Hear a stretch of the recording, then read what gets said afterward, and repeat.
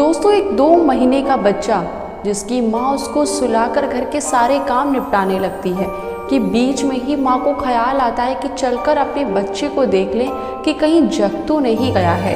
और माँ जाती है कमरे में। जैसे ही माँ कमरे में जाती है, कुछ ऐसा भयानक देख लेती है कि उसको खुद यकीन नहीं होता कि ये वाकई में 2 महीने का बच्चा है। आखिर 2 महीने का बच्चा ऐसा कैसे कर सकता है? और ये देखकर मारे डर के कांपने लगती है और जाकर एक कोने में बैठ जाती है। अच्छा, वो देखती ये है कि 2 महीने का बच्चा अपने पैरों पर खड़े होकर चल रहा है और पूरे कमरे के राउंड लगा रहा है। और ये देखते ही माँ घबरा जाती है और एक कमरे में चुपचाप बैठ जाती है और अपने पति का इंतज़ार करने लगती है। दोस्तों, कहीं ना कहीं हमारे आसपास भूत प्रेत, आत्मा, चुड़ैल का वास होता है, पर कुछ यकीन करते हैं, कुछ यकीन नहीं करते हैं। जिनके साथ कुछ ऐसा घटित हो जाता है तो उनको लगता है कि वाकई में भूत प्रेत आत्मा होती हैं और उनसे बचने के लिए तरह तरह के तावीज़ और मालाएं लोग पहनते हैं। पर दोस्तों, ये कहानी है एक बिंदिया नाम की औरत की। एक छोटे से शहर में वो रहती थी। उसका पति सुनील जो कि मजदूरी का काम करता था और बहुत ही प्रेम से ये कपल रहते थे। पर इनके साथ एक दिक्कत थी, बिंदिया की कोई भी औलाद नहीं थी। बिंदिया 4 बार गर्भवती हुई, पर चारों बार उसका किसी न किसी वजह से मिसकैरेज हो जाता था और वो बिना औलाद के ही रह जाती थी।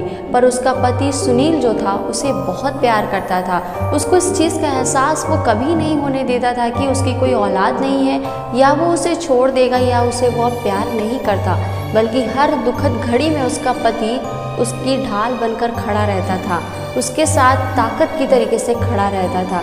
अब कुछ नया समय आता है, कुछ बढ़िया समय आता है कि बिंदिया एक बार फिर से गर्भ धारण कर लेती है और मानो उनकी खुशी का ठिकाना नहीं रहता। पर कहीं ना कहीं बिंदिया अंदर से टूट चुकी थी, क्योंकि 4 बार उसने गर्भ धारण पहले भी किया था, पर हर बार उसका गर्भपात हो जाता था किसी न किसी वजह से।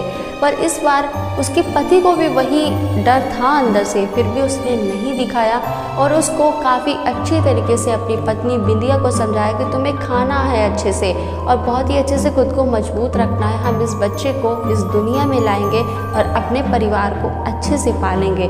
बेचारा मजदूरी करता था, हर खाने पीने की चीज़ें, हर चीज़ की कोई भी कमी नहीं बिंदिया को होने देता था। समय ऐसे गुजर जाता है, गर्भपात नहीं होता इस बार। और इस बार बच्चा जन्म लेता है कि एक रात अचानक से बिंदिया के पेट में ज़ोरदार तरीके से दर्द होने लगता है और सुनील ये समझ जाता है कि अब बच्चे के आने का टाइम हो गया है। आसपास कोई वाहन नहीं होता है, खैर सुनील तो मजदूर होता है, उसके पास कोई भी गाड़ी नहीं होती और बिंदिया को गोद में उठाकर वो सूनी सड़क पर रात के 12 बजे इधर उधर भागने लगता है कि रास्ते में कुछ मिल जाए तो बिंदिया को हॉस्पिटल तक पहुंचाया जाए।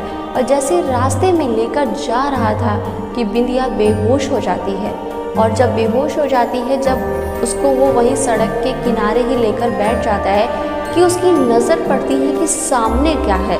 दोस्तों, सामने एक शमशान घाट होता है, कोई अस्पताल नहीं है, शमशान घाट होता है कि वहाँ उस सुनील की आवाज़ सुनकर वहाँ शमशान घाट से एक चंडाल निकल कर आ जाता है और हाथ में पानी लिए होता है और एक हाथ में भभूत लिए होता है। अब बिंदिया वहीं सड़क के किनारे बेहोश पड़ी होती है कि जब वो चांडाल आ जाता है तो उसको पानी मुंह पर डालता है तो वो होश में आ जाती है और तभी उसका जो लेबर पेन है बहुत तेज़ी से बढ़ने लगता है और बेतहाशा तरीके से वो चिल्लाना शुरू कर देती है कि चांडाल के हाथ में जो भभूत होती है वो उसके पेट पर डाल देता है और अचानक से पेट दर्द बंद हो जाता है और एक लड़का जन्म लेता है, जो कि जैसे ही जन्म लेता है पर बच्चा बिल्कुल भी किलकारी नहीं मारता। जब दोस्तों बच्चा बिल्कुल नहीं रोता है ना, तो सुनील दोबारा से टूटना शुरू कर देता है कि कहीं बच्चे को कुछ हो तो नहीं गया।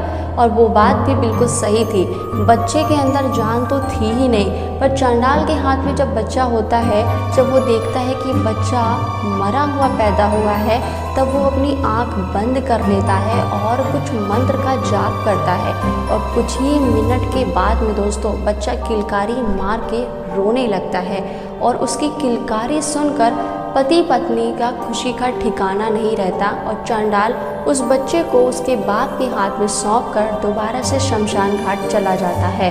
पर ये खुशी एक खुशी नहीं थी, बल्कि एक बहुत बड़ा ही दुख होने वाला था। दोस्तों, समय तो गुजरता है, कुछ ही टाइम होता है कि एक दिन बिंदिया देखती है कि 2 महीने का बच्चा अपने पैरों पर खड़ा होकर चल रहा है। पर जैसे ही पति सुनील आता है, जब पूरी बात बताती है, तो सुनील सोचता है कि बिंदिया रोज़मर्रा के कामों में इतना बेचारी थक जाती, हो सकता है उसने कोई सपना देखा होगा। और सुनील इस बात पर कोई भी यकीन नहीं करता और समय ऐसे ही गुजरता है कि 2-4 दिन बीतते हैं कि बिंदिया घर के काम को निपटा कर आती है कि देखती है कि बच्चे पालने में लेटा है और उसके हाथ में खून लगा हुआ है और पखने हैं, यानी कि एक मुर्गा उसने पकड़ रखा है जिसको वो खा रहा था। कि पड़ोस की एक औरत गेट खटखटा देती है और बिंदिया से पूछती है, क्या बिंदिया तुमने मेरा मुर्गा देखा क्या? और बिंदिया के होश उड़ जाते हैं, क्योंकि पालने में लेटा बच्चे के हाथ में वही मुर्गा है जो कि आधा तो वो खा चुका है। और ये सोच कर ही बिंदिया का सर चकराने लगता है और फिर पति के आने का इंतज़ार करने लगती है। पर जैसे ही पति आता है, वो सारी चीज़ों को बताती है और सुनील हक्का बक्का रह जाता है और फटाक से शमशान घाट की तरफ भागता है। जो भी वाक़या उस दिन हुआ था, वो शमशान घाट जाता है और चांडाल वहीं पर खड़ा उसको मिलता है और वो उसको कहता है कि वो बच्चा एक इंसानी बच्चा तो मुझे लग ही नहीं रहा है, वो एक भूतिया बच्चा है।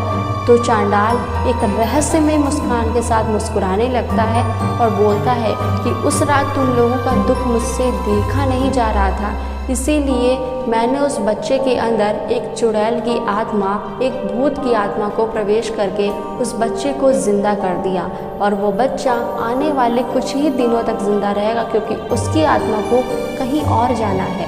तब चांडाल उसको बताता है कि तुम ऐसा करो, उसका एक उपाय है, बच्चा और माँ को लेकर रात में शमशान घाट में पूरी रात बिताओ, मैं कुछ मंत्रों का जाप करूँगा और हो सकता है कि कुछ ठीक हो जाए। और सुनील इस बात से भागा भागा जाता है और बिंदिया को पूरी कहानी बताता है। और बिंदिया जवाब में क्या कहती है?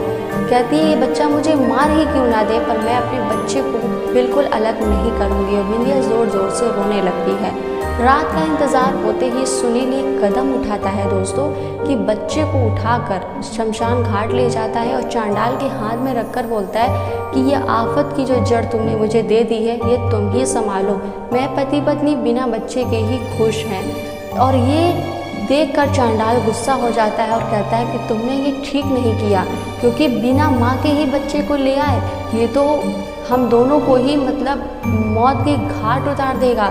इसकी माँ को साथ लाना चाहिए था कि तभी ज़ोर से हवा चलती है और चारों तरफ धूल भरी आंधी होने लगती है और अपने आप से ही गड्ढे खुदने शुरू हो जाते हैं। और जैसे ही सुनील वहाँ से भागने की कोशिश करता है कि कोई रहस्यमय तरीके से उसको घसीट कर गड्ढे में डाल देता है, उधर चांडाल को भी डाल देता है और ऊपर से हवा से मिट्टी से दोनों गड्ढे भर जाते हैं और वो बच्चा अलग अलग तरीके से डरावनी आवाज़ें निकालने लगता है।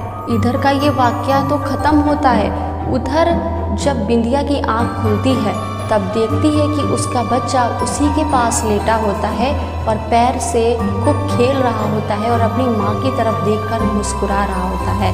और जब बिंदिया देखती है कि उसका पति सुनील घर पर नहीं है, तब वो थोड़ी चिंतित होती है कि उसका पति अचानक से कहाँ चला गया और बहुत ढूंढती है, पर पति का कोई अता पता नहीं होता। और बिंदिया ये सोच कर डरने लगती है कि उसका पति सडनली अचानक से रात में कहाँ गायब हो गया। पर उस दिन के बाद उस बच्चे ने कोई भी भूत वाली हरकत नहीं करी, बल्कि एक नॉर्मल बच्चे की तरह वो बड़ा होता रहा।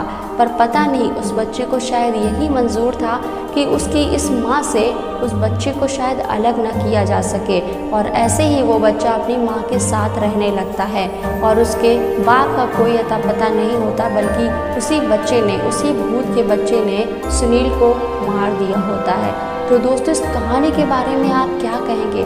क्या आप भी भूत प्रेत आत्मा पर विश्वास करते हैं? क्या आपके साथ कोई ऐसी घटना घटी है जो आप मेरे माध्यम से शेयर करना चाहते हैं? तो कमेंट करें, साथ ही चैनल को सब्सक्राइब करें।